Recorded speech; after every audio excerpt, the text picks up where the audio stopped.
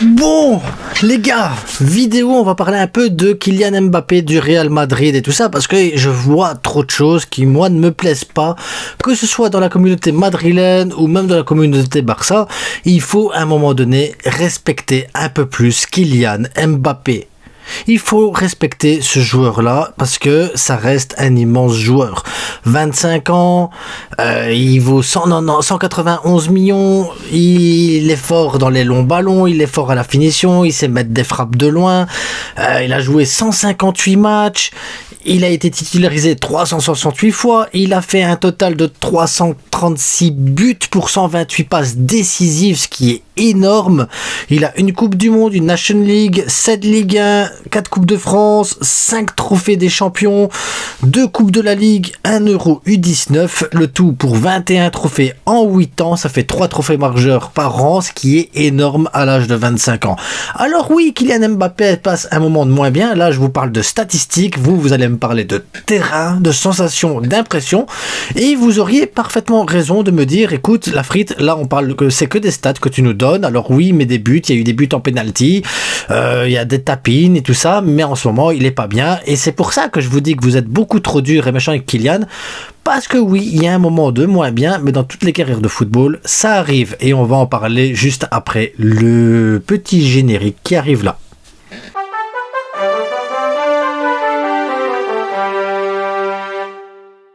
Comme vous le constatez, il y a des superbes maillots qui sont là derrière, vestiairestore.com, 10% de remise, code promo la frite. Allez sur Insta, je vous répondrai si vous avez des questions quelconques, si vous voulez voir des maillots de plus près. Là, Rafinha vient de se rajouter à la liste. D'ailleurs, le maillot de Rafinha qui est là, j'en ai commandé un. Donc ce maillot que vous voyez là, c'est le maillot du Classico justement, donc avec les écritures là, voilà. Il sera à gagner, donc je vais faire un tirage au sort, voilà, de tous les abonnés que j'ai sur la chaîne, et ce sera un abonné au hasard qui va le gagner. Donc bonne chance à vous pour le tirage au sort qui aura lieu pour la FAQ de fin d'année. Donc bonne chance à vous tous. Donc n'hésitez pas à vous abonner parce que ben voilà, ce sera les abonnés. Donc je sais pas qui va le gagner, c'est peut-être un ancien, un nouveau, un milieu, peut-être toi aujourd'hui qui va t'abonner qui pourrait gagner ce maillot. Donc abonne-toi, tirage au sort dans la FAQ de fin d'année, FAQ qui a lieu souvent le 24 ou 25 décembre, le jour de Noël, qui sera voilà, évidemment elle sera tournée avant vu la famille et tout ça. Donc revenons un peu à nos petits moutons, Kylian Mbappé. Donc Kylian Mbappé évidemment ne fait pas une grande saison actuellement, statistiquement on va dire ça va, mais on voit bien qu'il a beaucoup de mal à s'adapter et il a beaucoup de mal à se mettre en jambes, il a beaucoup de mal à se familiariser au groupe aussi, au style de jeu du Real Madrid. Il a beaucoup de difficultés. C'est une réalité. Il faut être conscient qu'Kylian Mbappé peut produire beaucoup plus normalement. Kylian Mbappé est beaucoup plus fort. Donc, il faut lui laisser le temps. Il faut lui laisser sa chance. Le sortir du terrain maintenant, ça serait le perturber, ça serait mettre en doute ses capacités. C'est un leader à la base, Kylian Mbappé, capitaine de l'équipe de France, je vous le rappelle, capitaine du PSG devant un Messi, un Neymar et tout ça. Kylian Mbappé est quand même un immense joueur qui a besoin qu'on lui laisse le temps, qui a besoin qu'on lui donne de la confiance. Aujourd'hui, Vinicius est absent, Rodrigo est absent, c'est à lui de prendre les rênes de l'attaque, mais c'est pas à lui de les prendre tout seul. Derrière, il y a toute une équipe qui est derrière lui et l'équipe est totalement décimée. Il faut pas oublier ça aussi.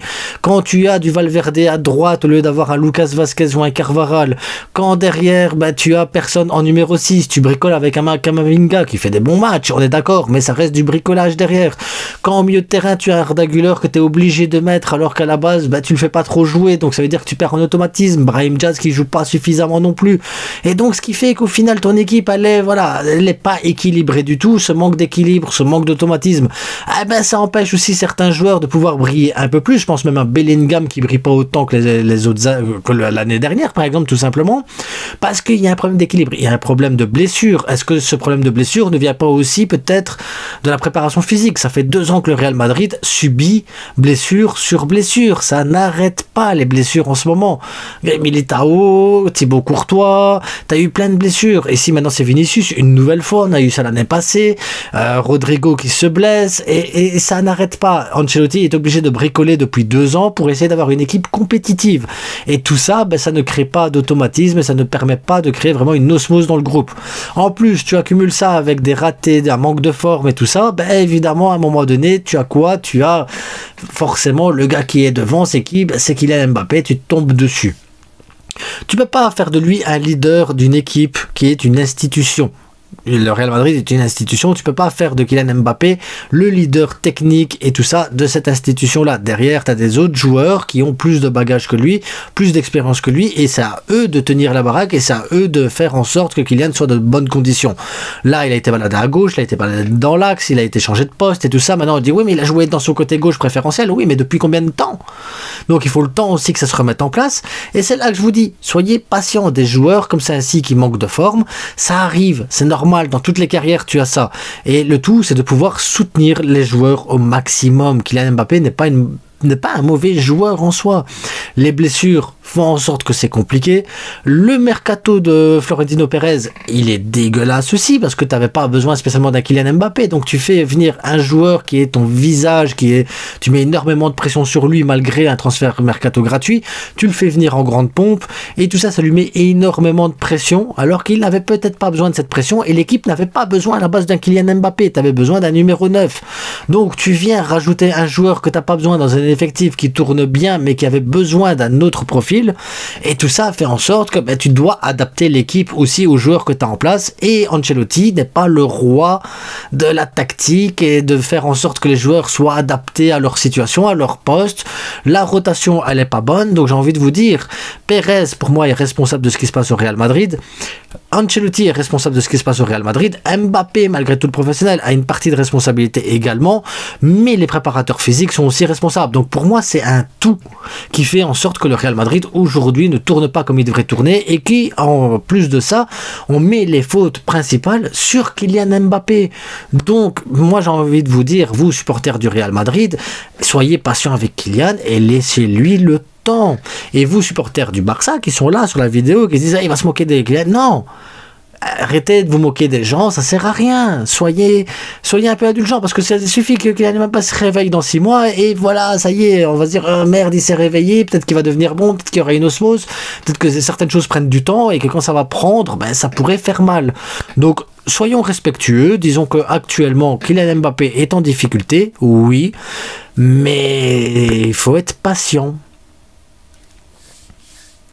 Surtout patient parce que il est dégueulasse et comme il est dégueulasse en ce moment, il peut faire perdre des points au Real Madrid.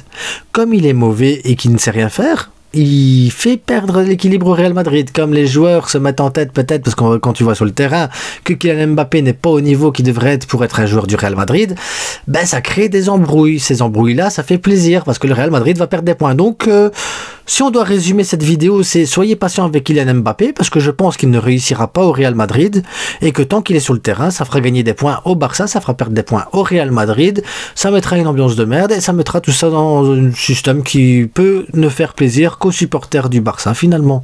Donc Kylian Mbappé titulaire, c'est ma passion, c'est ce que je veux voir le plus souvent parce que oui, un Kylian mauvais est un Kylian qui fait du bien. Et je pense que je vais m'arrêter là-dessus, tiens. Parce que je suppose que vous avez cru au début de vidéo que je défendais vraiment Kylian. Hein. Je suppose que vous vous êtes dit, ah putain, la frite il défend Kylian. Non, en fait, je veux voir Kylian titulaire parce que comme il est mauvais, ça fait du bien, ça fait du bien. Moi, je regarde le Real Madrid, je regarde Kylian et je fais, qu'est-ce que c'est bon.